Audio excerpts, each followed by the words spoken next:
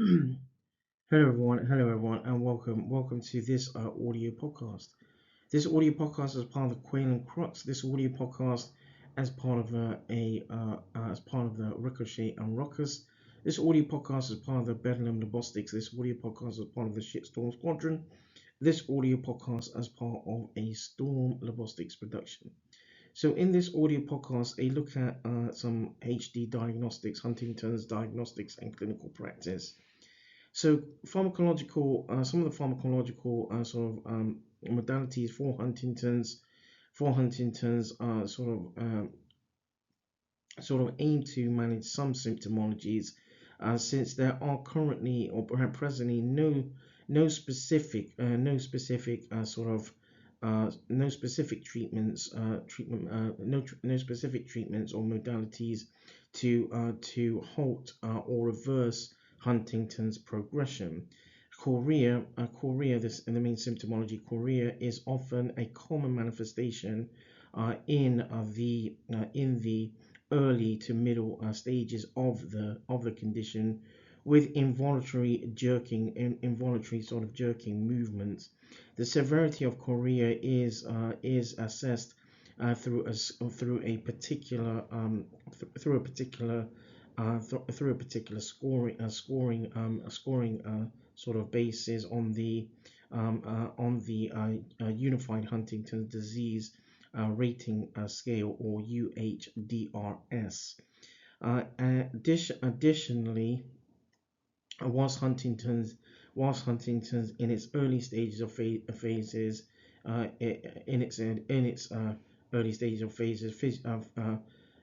physiotherapy as part of the aspects of aligned to the clinical practices can also be helpful. There is some evidence out there in amongst the literature to inform that the use of a neuropeptic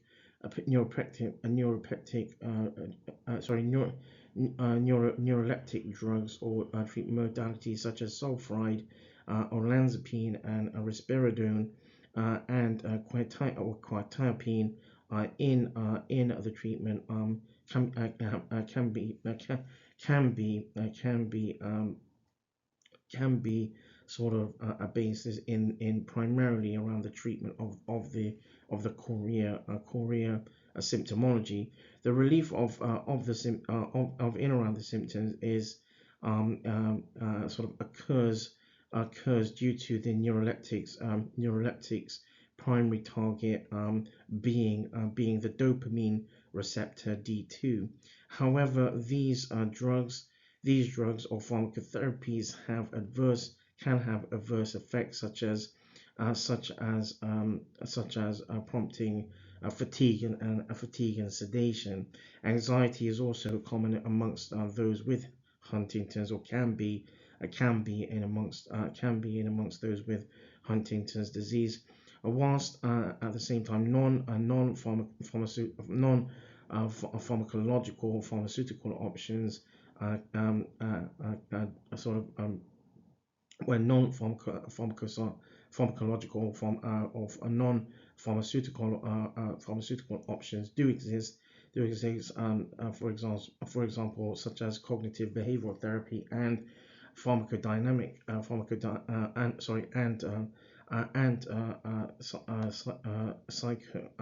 psychodynamic treatments or therapy. This may be beneficial or advantageous in sort of the early stages of Huntington's, as when the disease sort of progresses or manifests. The treatments may not yield may not yield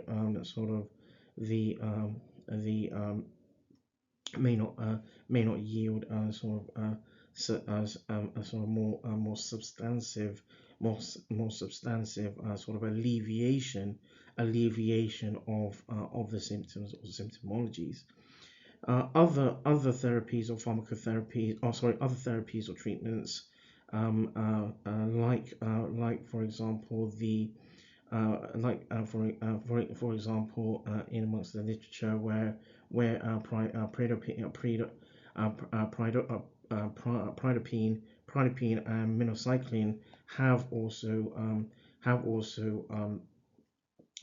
been sort of utilized or sort of used in Huntington's patients or recipients, but however at the same time face challenges, including where there's been where those who have been on these particular treatments, the drop the withdrawal rates have been high due to the adverse effects or the events of inconclusive efficacy. And so, given the potential for significant side effects of different pharmacotherapeutics, careful monitoring and individualized dosing is and are important. Treatment of chorea is also done on a patient to patient or recipient to recipient basis, as there is no sort of one size fits all approach.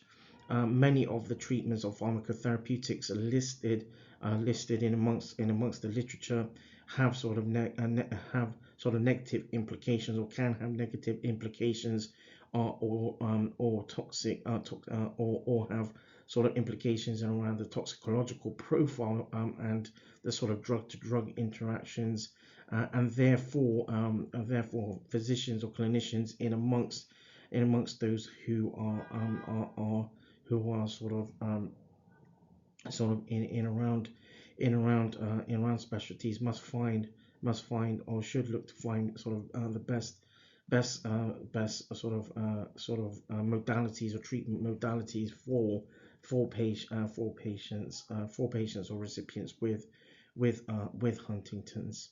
So that draws this audio podcast to a close. This audio podcast is part of Quail N Crux. This audio podcast is part of the Ricochet and Ruckus. This audio podcast as part of the Shitstorm Squadron. This audio podcast as part of the Bedlam and Labostix. This audio podcast as part of a ZtormLabostix production.